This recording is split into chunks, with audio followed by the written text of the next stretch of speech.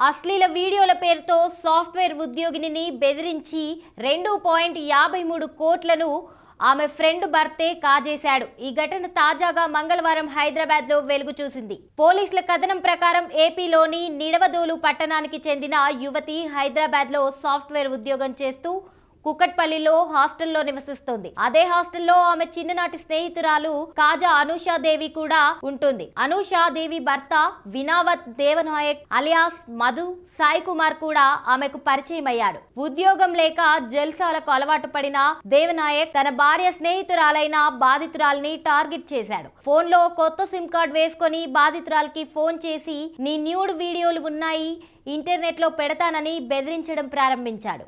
అతనే బెదిరిస్తున్నాడని తెలియక బాధితురాలు ఈ విషయాన్ని దేవనాయక్ కు చెప్పుకుంది.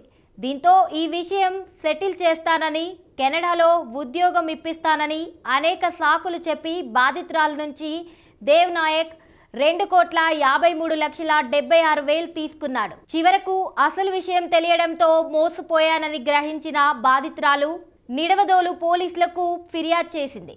దీంతో నిందితుడు దేవనాయక్ ను అరెస్ట్ చేసిన పోలీసులు అతని నుంచి 1,81,45,000 నగదును స్వాధీనం చేసుకున్నారు.